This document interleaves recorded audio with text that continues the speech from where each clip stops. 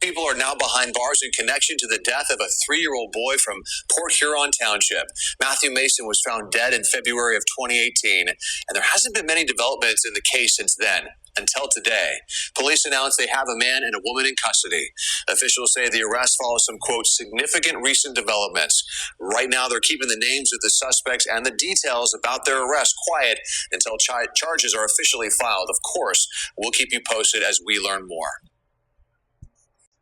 I have been covering this true crime case for a very long time. 7 years, 2 grandparents have been fighting for justice for their grandson, Matthew Maison, who was found deceased at only 3 years old in February of 2018. You cannot go anywhere in St. Clair County, Michigan, without seeing the signs or the giant billboard all over the highway.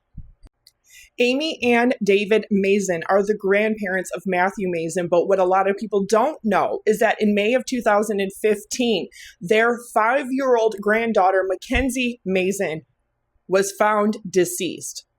And that case, if you haven't heard and you haven't been following it, their son, the father of Mackenzie, and her 3-year-old sister, Michaela, who survived, Andrew Maison, and his wife, Hillary Maison, they are serving life. Not only that, but the Michigan Supreme Court will not review the case of a Port Huron couple who was convicted of unaliving and torturing their 5-year-old daughter, and the same with their 3-year-old daughter, Michaela, who survived. They actually had the audacity to put in an application to the Michigan Supreme Court for a reconsideration. And of course, it was considered and it was denied. The Michigan Court of Appeals ruled that Hillary and Andrew Maison have no grounds to appeal their convictions. Essentially, both girls were deprived of food, water, and medical attention and suffered from severe malnutrition and dehydration, which the 5-year-old's case also led to severe pneumonia and which caused her death.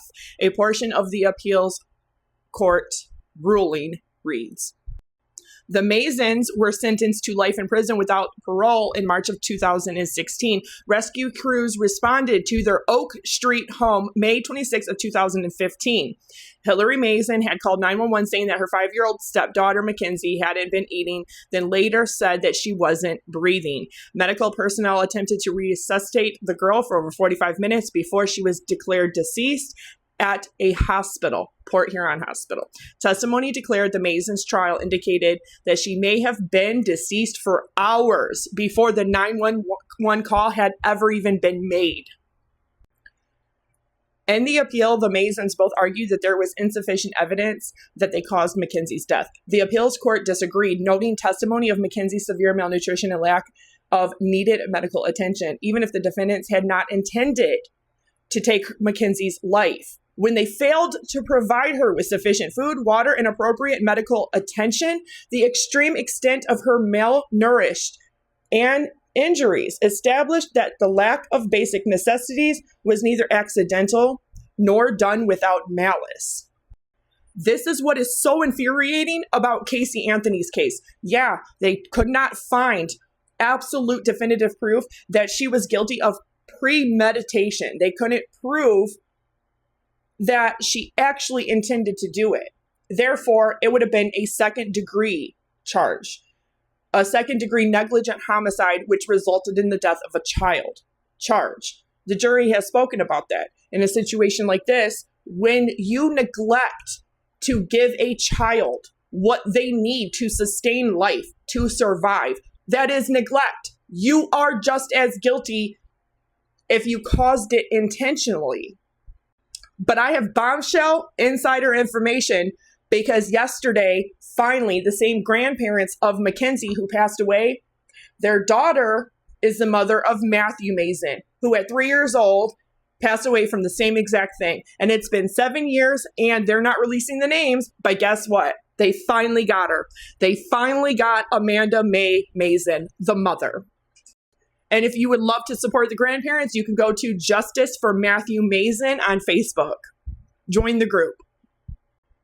Or if you want to support, they usually are up at Birchwood Mall. They have a table where you could buy merchandise, you could buy yard signs, you could buy hoodies, t-shirts, stickers, all kinds of things, or you can just make a donation. But this is my bombshell right here. The news haven't released it yet, but Amanda Maison has been booked. She has officially been booked and officially charged with the death of her 3-year-old son, Matthew Maison. Praise Jesus. They are currently charging her with homicide, murder, first-degree felony for the death of her 3-year-old son, Matthew Maison, who passed away in February of 2018 and was the cousin of Mackenzie and Michaela Maison. Mackenzie, the one that passed.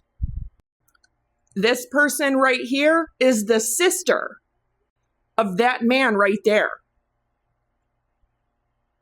Mackenzie and Michaela's biological father. What these grandparents have endured and suffered is beyond me. I could not even imagine losing one grandchild, almost losing her sister, and then not even 3 years later, losing another one from the same kind of neglect. So the Associated Press and all the news agencies here and around Detroit, Michigan, are not posting anything detailing who was arrested, their names, anything like that. But I'm telling you now, you're hearing it here first. It is Amanda Mae Maison. After 7 long years, she is finally arrested and she's finally being charged. Those grandparents and their relentlessness, the billboards, the yard signs, all of it has finally made law enforcement take it seriously that this is not natural. After the first case of Mackenzie and Michaela, it says here, seeing justice served for one set of their grandchildren, the Maisons were determined to see right done by their grandson, with the couple reportedly reaching out to Child Protective Services and other authorities in the months leading up to the February tragedy, and they failed to do anything. I really hope that Amy and David Maison, if you see this, which you probably will, I really hope that you consider a civil suit and you sue DHS and CPS, because their failure to do anything led to this. And if they would have intervened and done the right thing and paid attention, this wouldn't have happened. A very similar thing has happened in my family, except for it has to do with SA and not the unaliving. But I have a 5-year-old and a 3-year-old great nieces who were SA'd intentionally by their own father. And I had reported them not only in the state of Missouri, who failed to do anything. The Missouri State Police failed to do anything. All he did was jump state lines from Missouri to Michigan and just reoffended again and again and again. And he was already a registered sex offender. So he wasn't supposed to be around children at all, let alone was he supposed to be continuously with this girl making another child, that girl making another child, just so he can continuously reoffend. But how many times I've contacted CPS myself, I think that it's time they start being held accountable when they fail to actually investigate and take the proper steps to protect children and something happens to them, like them being SA'd for a continuous another year or an unfortunate passing. They're like, this should never happen, especially when people have contacted time and time again. And the grandparents have done just that. But if you see this and when you see this, I really hope that you consider getting yourself, if you need Blue Water legal aid, or if you need any other legal advocate, or if you need any legal advice or free legal advice, if you need anybody to look at the case, you have a really tremendous case for a civil suit against them. And I hope that you really consider it, because somebody needs to hold these CPS workers that don't do their job accountable. But it says right here that the Maisons only report frustration by the lack of action authorities in the name of their grandson, Matthew. In addition to all of the rallies that they have held, the Maisons and the supporters gather via the public Facebook group titled Justice for Matthew. Please consider, if you're on Facebook, go over there. You don't have to donate, but if you would like to, you could buy merchandise, you could buy yard signs, you can just donate directly to them. And please pray for them, because they definitely need it and the solace in this time.